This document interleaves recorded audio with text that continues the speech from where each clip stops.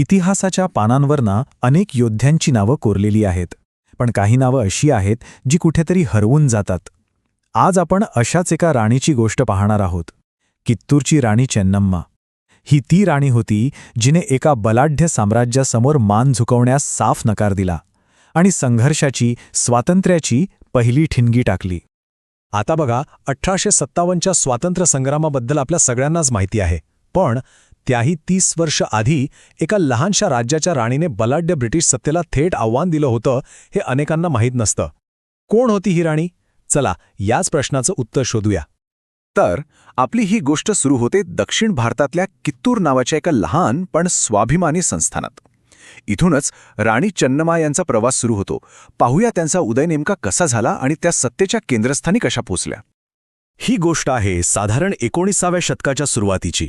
तेव्हा भारतात एक मोठी राजकीय पोकळी निर्माण झाली होती. मराठे, टिपू सुलतान, हैदर अली यांसारख्या मोठ्या सत्ता कमकुवत झाल्या होत्या आणि याच संधीचा फायदा घेत ब्रिटिश ईस्ट इंडिया कंपनी आपला पसारा वेगाने वाढवत होती. आणि याच विस्ताराच्या मार्गात 1824 साली एक छोटंसं पण महत्त्वाचं राज्य आडवा आलं. त्याचं नाव होतं कित्तूर.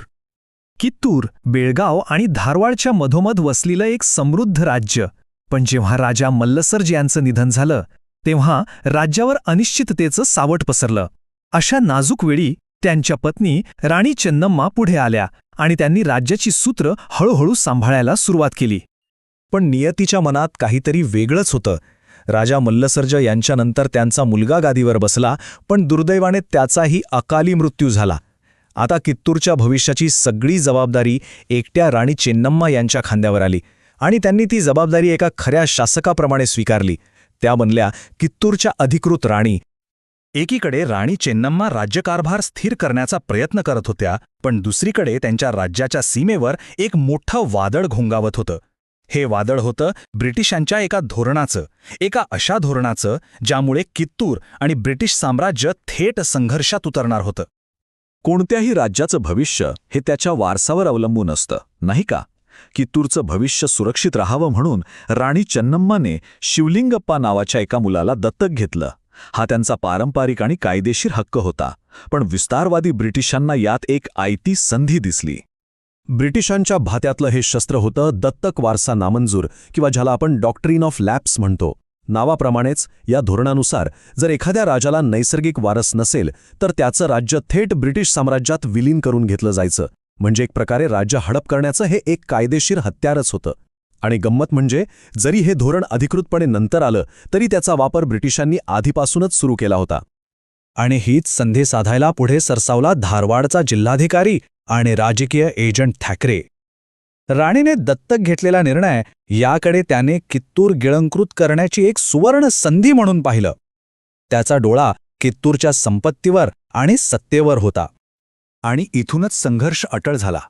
एका बाजूला होता राणी चेन्नम्मा यांचा स्वाभिमानी दावा की एक सार्वभौम शासक म्हणून वारस निवडणं हा माझा हक्क आहे, तर दुसऱ्या बाजूला होती ब्रिटिशांची साम्राज्यवादी मागणी.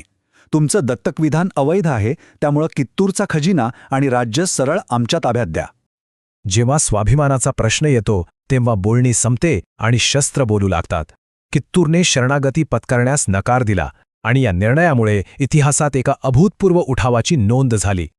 ब्रिटिशांनी दिलेला तो निर्वाणीचा इशारा राणी चेन्नम्मा यांनी धुडकावून लावला. शरणागती पत्करण्यास त्यांनी ठाम नकार दिला. त्यांनी गुलामीपेक्षा स्वाभिमान निवडला आणि आपल्या प्रजेला सोबत घेऊन युद्धाची तयारी सुरू केली. आणि तो दिवस उजाडला. थॅकरे आपल्या सैन्यासह कित्तूरच्या किल्ल्यावर चालून आला, पण त्याला याची कल्पनाच नव्हती की त्याचा सामना थेट राणीशी होणार आहे. राणी चेन्नम्मा स्वतः रणांगणात उतरल्या आणि त्या घनघोर लढाईत कित्तूरच्या सैनिकांनी एक अकल्पनीय पराक्रम गाजवला. त्यांनी थॅकरेलाच ठार केलं. विचार करा, बलाढ्य ब्रिटिशांसाठी हा किती जबरदस्त धक्का असेल. त्यांचा पहिला हल्ला पूर्णपणे धुळीस मिळाला होता. हा विजय खूप मोठा होता.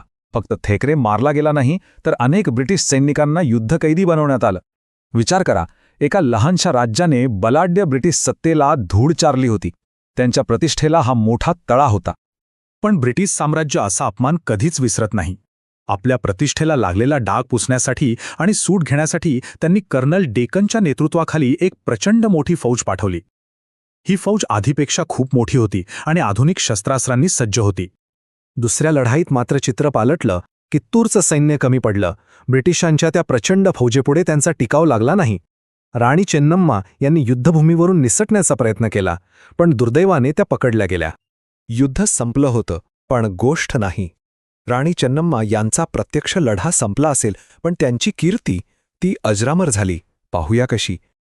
राणी चेन्नम्मा यांना बैलहोंगलच्या किल्ल्यात कैद करण्यात आलं आणि तिथेच त्या तुरुंगातच त्यांचं निधन झालं.